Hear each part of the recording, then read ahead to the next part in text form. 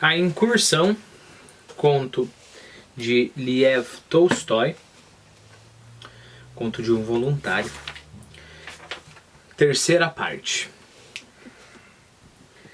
Mal o sol radiante surgiu de trás da montanha e passou a iluminar o vale por onde seguíamos, as nuvens ondulantes de neblina se dispersaram e começou a fazer calor.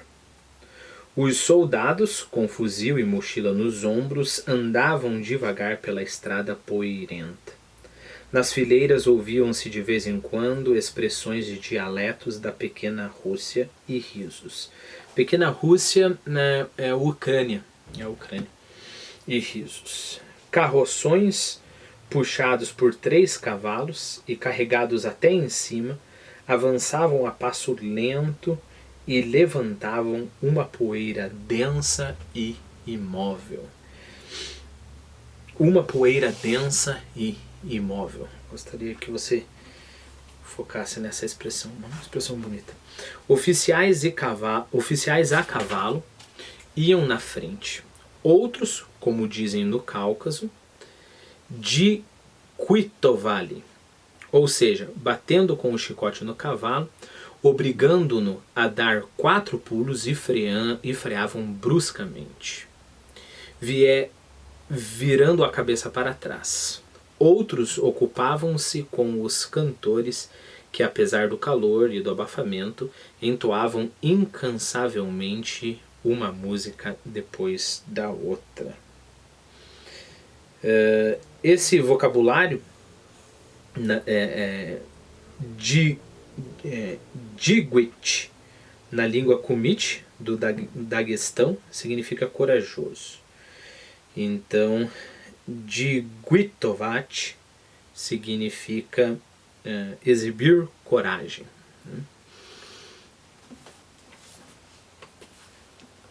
Umas 100 ságene à frente da infantaria,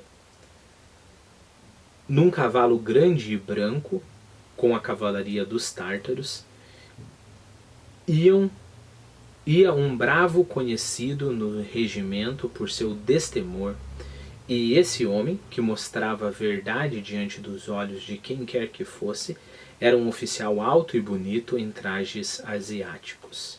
Vestia casaco preto, com galões dourados e trançados. Galão, o que é um galão? É um tipo de renda, né? É um tipo de tecido dobrado com fios traçados, geralmente em fio de prata ou alguma coisa preciosa. Você vê em uniformes de gala, galões, né? Por exemplo, se você pegar talvez uma figura do Dom Pedro II, você vai ver que ele tem algumas tranças, né, no uniforme dele. Esses são os galões, né? Deixa eu ler a definição que eu peguei do dicionário, só para parafrasear isso que eu disse para você. Tira de tecido bordada com fios de ouro, de prata ou seda. Então esses são os galões.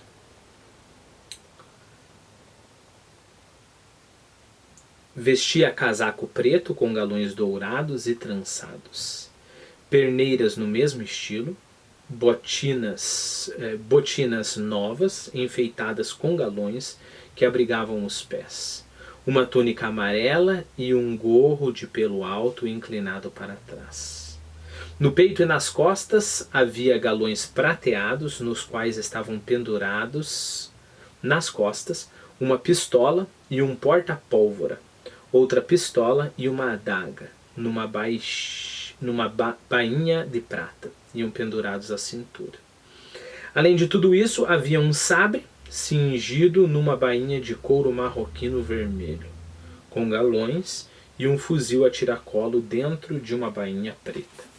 Pela roupa, pela postura, pela maneira de se conduzir e por todos os movimentos em geral, via-se que ele se esforçava para parecer um tártaro. Até falava algo numa língua que eu desconhecia. Para uns tártaros que iam a cavalo com ele, porém, pelos olhares intrigados e zombeteiros que os tártaros lançavam uns para os outros, pareceu-me que não o compreendiam. Era um de nossos jovens oficiais, bravos e destemidos, formados à imagem dos personagens de Marlinsky e Lermontov. Lembre-se que esses dois são escritores russos da primeira metade do século XIX, ou seja, são uma geração anterior ao Tolstói e o Dostoiévski, que escreveram ali para o meio em diante do século XIX. Então a maneira desses romancistas, né, a maneira heróica desses romancistas, essas pessoas olhavam o Cáucaso apenas através do prisma dos heróis do nosso tempo, de Mulanur, etc. Mulanur é herói de um conto de Marlinsky. Lermontov escreveu um romance intitulado O Herói do Nosso Tempo. Basicamente a ideia aqui é que esse jovem, embora ele tenha uma coragem verdadeira, essa coragem muito inspirada na imagem que se criou na literatura, né? Repare que não é essa imagem de impostação, né? Eu sou corajoso, que o nosso capitão Klopov tem, né? O Klopov é um homem bem prosaico, ele não tem nada desse... Se fosse hoje em dia, a gente poderia falar desse heroísmo hollywoodiano, né? Você briga e você para com uma postura, né, bonita. Sempre tem que ser soco, né? Nunca você vai puxar o cabelo de alguém ou qualquer coisa assim, né? Tem toda uma postura ali. Então essa é a impostação que esse jovem tinha. Lembre-se também que os tártaros, né, são ao mesmo tempo que eles são um grupo étnico, eles são também uma parte do exército, né? Isso é importante. Eu vou tentar postar aqui na descrição um vídeo bem interessante sobre os tártaros, e se eu esquecer, porque eu gravo muitos vídeos um após o outro, por gentileza me peçam na descrição, mas eu prometo que eu vou tentar não esquecer. Onde eu estava? Tá, então perceba, essas pessoas olhavam o Cáucaso apenas através do prisma dos heróis do nosso tempo. Lembre-se que o livro do Lermontov é O Herói do Nosso Tempo, né? De Mulanur, outro personagem de outro romance, né? E em todos os seus atos se orientam não por suas inclinações próprias, mas pelo exemplo daqueles modelos. O tenente, por exemplo, talvez gostasse da companhia de mulheres respeitáveis e de pessoas importantes, generais, coronéis, ajudantes de ordem. E estou mesmo convencido de que gostava bastante desse tipo de sociedade, porque era vaidoso no mais alto grau, mas julgava ser seu dever inapelável mostrar seu lado grosseiro a todas as pessoas importantes, embora fosse grosseiro de forma totalmente comedida, porque um tártaro ele tem essa fama de ser grosseiro, brutal na batalha, né? Seria mais ou menos assim, mal comparado com uma ideia do nosso viking, né? A gente pensa no viking, aquele cara que, sei lá, lembra-se de um dos ataques viking, você fica totalmente pelado e vai pro inimigo louco, matando todo mundo com seu machado enorme, né? Você pega a sua mulher pelos cabelos, esse tipo de coisa. Então, é justamente por causa desses romances e por causa dos tártaros que esse nosso jovem oficial age daquela maneira, né? Porque até quando ele age de forma grosseira, ele já age de forma grosseira comedida, né? A forma grosseira dele foi adquirida, como se aprende etiqueta, quase assim. E quando aparecia uma dama na fortaleza, julgava seu dever andar embaixo da janela da mulher com seus kunaki. Kunaki são os seus camaradas na língua do Cáucaso, ok? Kunaki. Só de camisa vermelha, de botinas nos pés descalços, a berrar e xingar o mais alto que podia. Tudo isso não tanto pelo desejo de ofendê-la, mas sim para mostrar como tinha lindas pernas brancas e que ela poderia se enamorar dele à vontade, se ele mesmo o quisesse. Ou então, muitas vezes, à noite, com 2 ou 3 tártaros pacíficos, ficava na beira da estrada nas montanhas para tocaiar e matar tártaros belicosos que passassem. E embora o coração mais de uma vez lhe dissesse que naquilo nada havia de audaz, ele se julgava obrigado a fazer sofrer as pessoas com quem estava desapontado por algum motivo e a quem, pelo visto, desprezava e odiava. Tártaros pacíficos e tártaros belicosos, né? Os tártaros foram independentes da Rússia por um bom tempo. Depois eles meio que eram contratados pela Rússia para algumas batalhas, né? Mais ou menos como o Império Romano fez com as tribos germânicas, né? Só que aqui aconteceu o contrário, né? Com o tempo, em vez das tribos ficarem mais poderosas e derrubarem o império, a própria Rússia ficou mais poderosa e acabou... Seria um acordo, mas na verdade conquistaram. A Rússia conquistou os tártaros, né? É como se fosse um acordo. Não, você é o nosso aliado, mas tinha umas coisas absurdas, assim. Você tem que servir 30 anos no exército russo para depois você ganhar a tua liberdade de alguma terra, né? Então alguns tártaros se deixaram levar por essa aliança com a Rússia. Lembre-se também que não era escravidão, né? Eles eram considerados um exército de elite. Eu não sei... Eu não sei aonde que eu anotei isso, mas eu acho que nesse vídeo que eu vou colocar, Napoleão Bonaparte, por exemplo, fala que se ele tivesse um exército como o dos tártaros, ele conquistaria o mundo inteiro.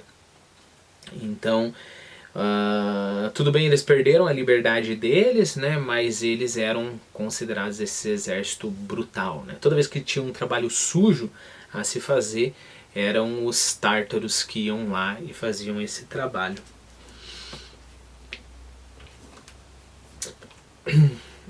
E os tártaros belicosos são quem? São aqueles tártaros que não quiseram. Não quiseram essa aliança. E aí é de se esperar que os tártaros pacíficos... É interessante chamá-los de pacíficos, né?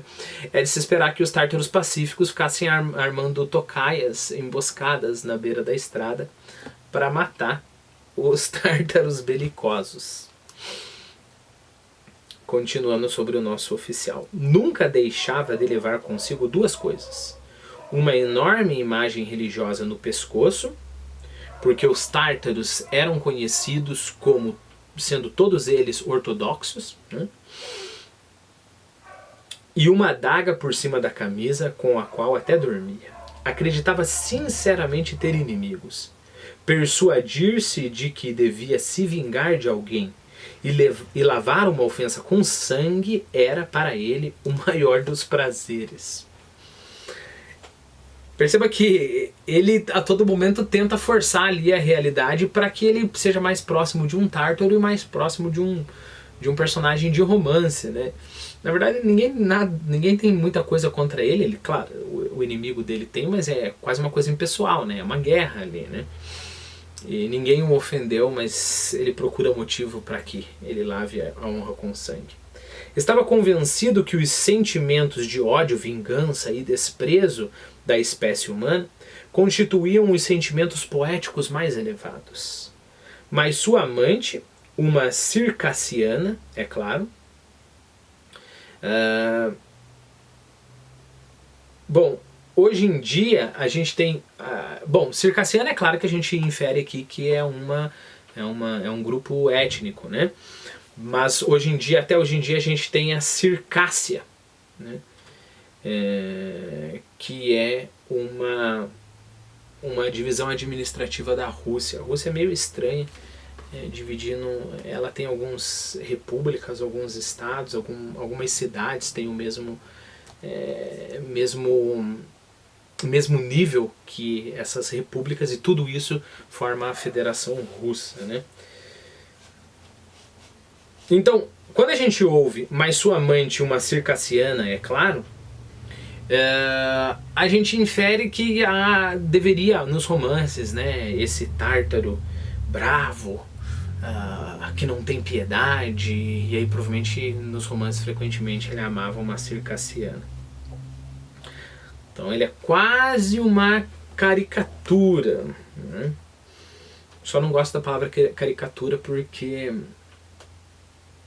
ele não é um bobão, né? Então ele é muito mais alguém que tenta se encaixar nesse estereótipo, né? Do guerreiro corajoso, do que alguém patético. Isso é importante.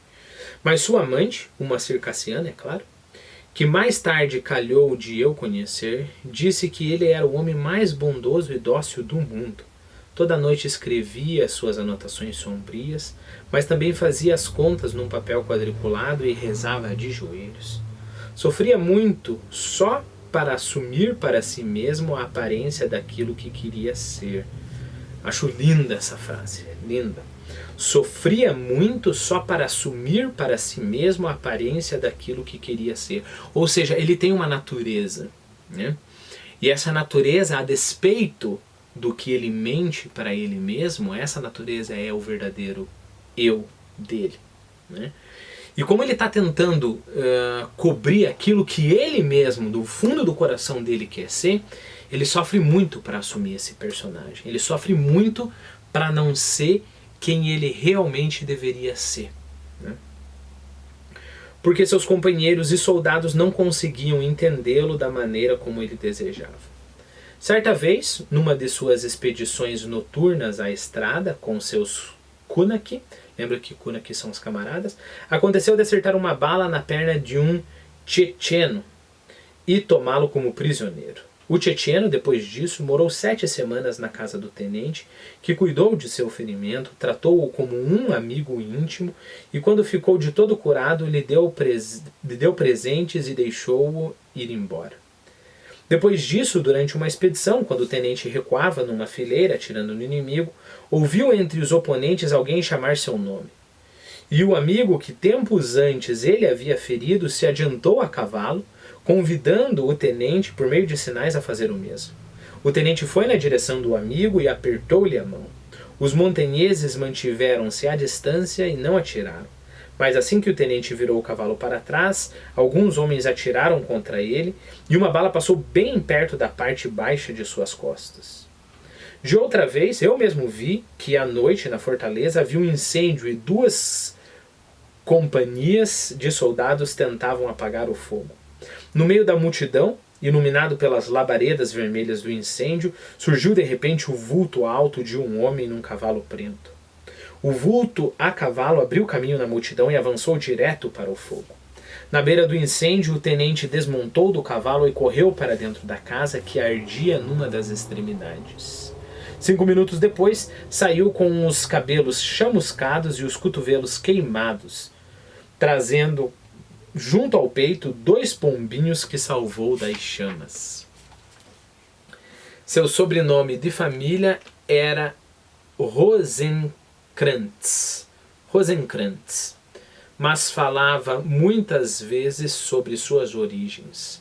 Atribuía a si algo dos varegues. Vareg é um povo viking do século II. Se deslocou da Escandinávia para o leste e para o sul. Claro, essas notas tem aqui na edição da Companhia das Letras. Seu sobrenome de família era Rosenkraus, mas falava muitas vezes sobre suas origens. Atribuía a si algo dos varegues e provava de maneira clara que seus ancestrais eram russos puros.